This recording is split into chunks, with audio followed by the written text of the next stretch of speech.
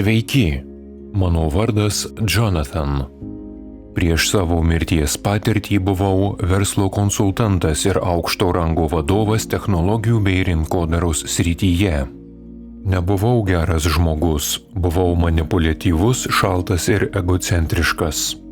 Man nerūpėjo žmonės ir netikėjau jokių dvasingumu.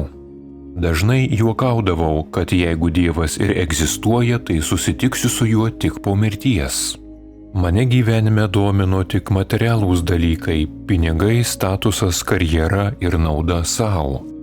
Visą savo gyvenimą buvau sutelkęs į darbą ir pasiekimus. Norėjau kuo daugiau pasiimti iš gyvenimo iki savo mirties, tik niekada negalvojau, kad mirsiu taip anksti. Tuo metu man buvo 46. Buvau fiziškai labai geros formos, laikiausi ketogeninės dietos, sekiau visus mitybos rodiklius, rūpinausi savo sveikata. Dieną gyvenau labai disciplinuotai. Vieną dieną prekybos centre netikėtai sukniubau. Iš karto nuvykau į ligoninės priėmimo skyrių. Gydytojai atliko daugybę tyrimų, tačiau nieko nerado. Jie nusprendė, kad man alerginė reakcija, nors tą dieną buvau išgėręs tik puodelį kavos, ir mane išleido į namus. Po savaitės tas pats jausmas grįžo ir aš vėl sukniubau. Dar kartą nuvažiavau į ligoninę, tačiau medikai vėl nieko nenustatė, tik sulašino vaistų ir vėl išleido į namus. Mano sveikata pradėjo griūti tiesiog akyse ir per kitą savaitę labai stipriai susirgau. Bandydamas atsikelti iš lovos, griuvau ir atsitrenkiau į sieną. Ir tada įvyko kažkas labai keisto. Atrodo, jog žmogus tokiu momentu prisimena, kas yra mirtis. Tarsi tai jau būtų užprogramuota mumyse. Tiesiog žinai, tiesiog kažkokia tavo dalis tiksliai supranta, kad miršti. Ir mano atveju nebuvo jokios panikos, jokios išlikimo kovos. Buvo tik visiškas priėmimas, ramus švelnus priėmimas. Ir tuo momentu aš pilnai suvokiau, kad mirštu. Aš manau, kad iš pradžių viską supranta kūnas, protas supranta vėliau, o asmenybė paskutinė. Kai mirtis pasiekia tavo asmenybę, visas žmogiškas kabinimasis į gyvenimą jau būna pašalintas. Mano mirtis buvo nepaprastai švelni, tarsi ilgas mirksnis. Tu esi čia, sumirksi ir tu jau kažkur kitur. Pirmiausia atsidūriau aksominėje tamsoje. Tai priminė būseną, kai suvystytas naujagimis laikomas prie mylimo žmogaus krūtinės. Toji tamsa apėmė viską, joje nieko nebuvo, bet kartu joje buvo viskas. Nejaučiau jokios skausmo, jokios baimės ar siaubo. Jaučiau tik absoliučią meilę. Mane tarsi laikė ir supo meilė, kurios neįmanoma paaiškinti. Po to atsidūriau labai gražioje vietoje. Tai buvo žalias kalvotas laukas. Trumpa žolė bangavo tarsi povandeniniai dumbliai. Visur buvo šviesa. Žolė buvo gyva, akmenys buvo gyvi. Kalvos buvo gyvos. Viskas anapus buvo labiau gyva už mane patį. Supratau, kad galiu matyti visomis kryptimis, 360 laipsnių. Bet matymas anapus nebuvo vien regėjimas, tai buvo ir jutimas. Matyti ir jausti buvo tas pats. Galėjau nukreipti dėmesį į šviesą žolėje ir ją keliauti amžinybę. Ir ji nesibaigė. Šviesa bendravo su manimi ir visa tai buvo meilė. Labiausiai keista, kad iš pradžių nė nesupratau, jog miriau. Ir man netgi nekilo klausimų, kur aš esu, kas čia vyksta. Tai atrodė visiškai natūralu. Jausmas buvo daug realesnis už gyvenimą žemėje. Po kiek laiko pajutau trauką judėti pirmyn. Aplink mane buvo miglota riba, judanti kartu su manimi, o kitoje miglos pusėje pradėjo formuotis kalva. Ant kalvos gulėjo didelis akmuo, o ant jo sėdėjo vyras. Jis atrodė kaip paprastas žygeivis, kurį sutikčiau kalnų take. Jo rankos buvo sunertos, o alkūnės ant kelių ir atrodė, kad jis laukė manęs. Kai susitikome žvilgsniais, pajutau, kad jį pažįstu, tačiau negalėjau suprasti, kas jis. Tarsi prisiminimas būtų čia pat, bet nepasiekiamas. Jis atsistojo ir priėjo prie manęs per banguojančią žolę ir tada man pradėjo rodyti įvairius gyvenimus ir tapatybės, kurių dalimi buvau per laiką. Jis rodė skirtingas mano egzistencijas. Galiausiai sustojo ties mano paskutiniu gyvenimu, žmogumi, kuris ką tik mirė. Ir tik tada iki galo suvokiau, kad nebeturiu žmogaus kūno, tik tada supratau, kad miriau. Tuomet jis telepatiškai pasakė: aš esu tu, o tu esi aš.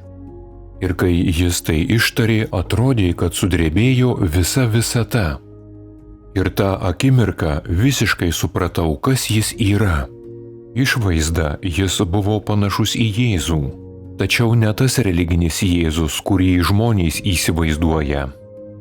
Tai buvo daug didingesnio už bet kokią tapatybę. Tai buvo daug daugiau nei vardas ar kokia nors religija. Tai buvo besąlyginė meilė. Po to prasidėjo mano gyvenimo peržiūra. Nebuvo jokio perspėjimo, ji tiesiog prasidėjo.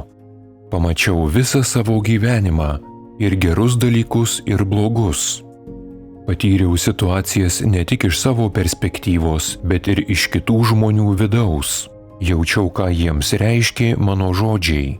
Jaučiau jų skausmą. Kartais stebėjau save iš šalies. Jaučiau visą aplinką.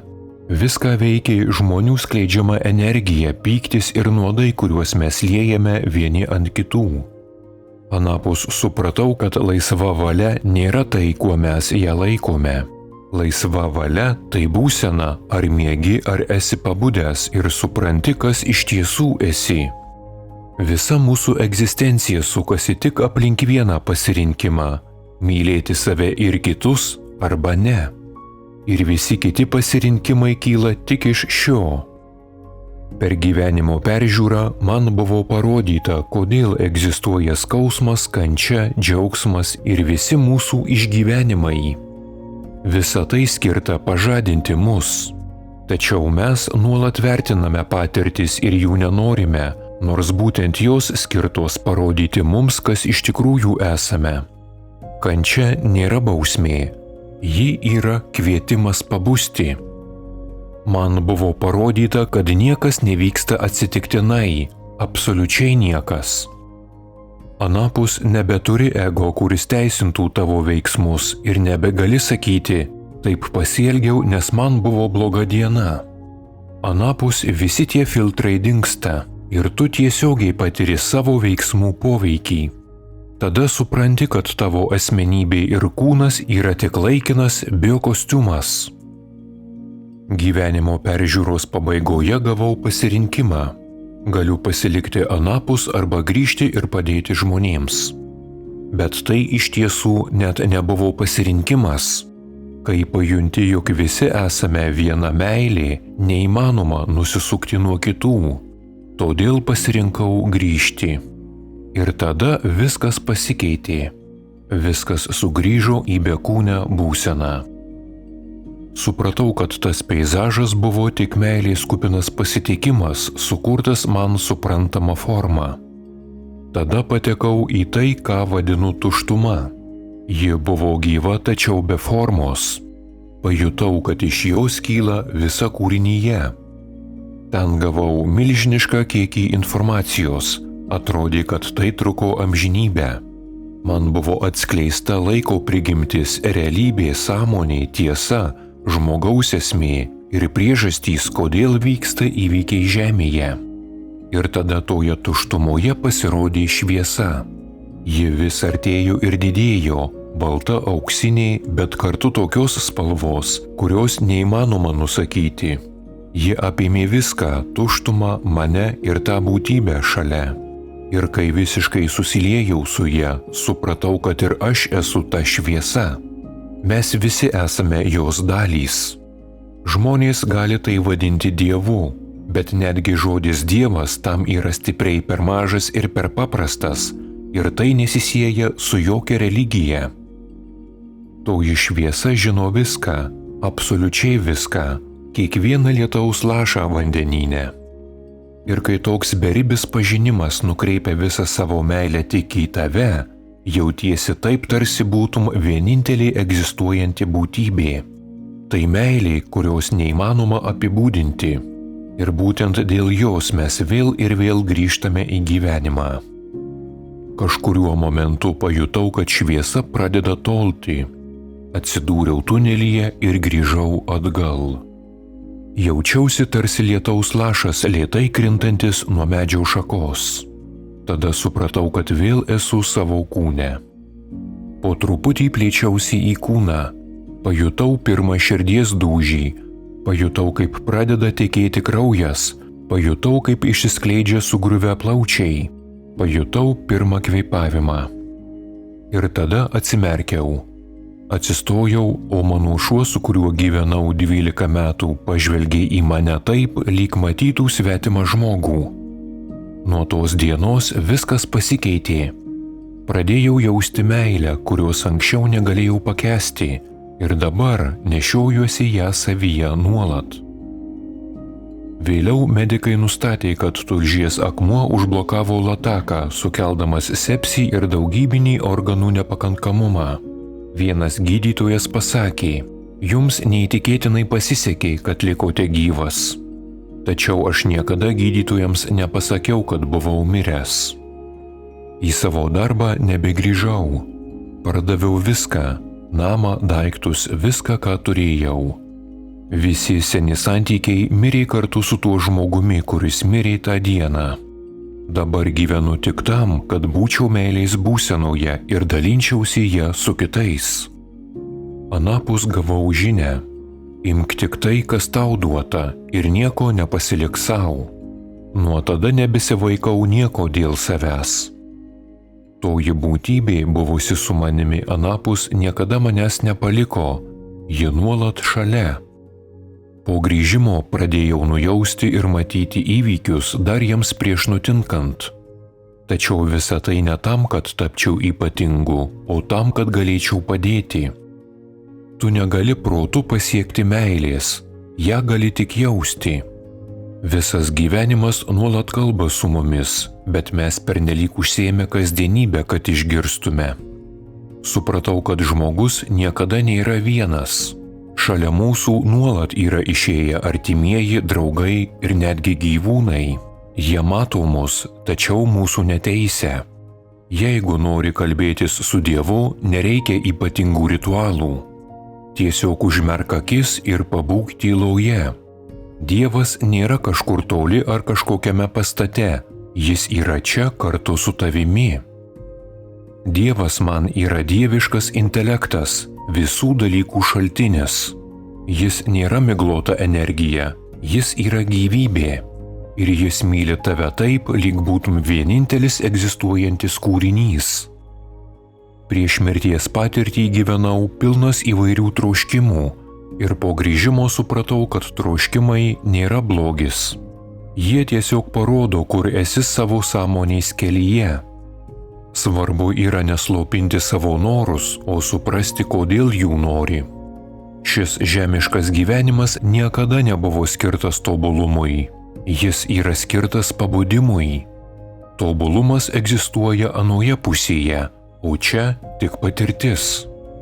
Ir jeigu reikėtų vienu sakiniu pasakyti, ką mes čia veikiame, pasakyčiau, kad mes esame čia tam, kad prisimintume, jog esame meilė. Mirties nereikia bijoti, tai nėra pabaiga.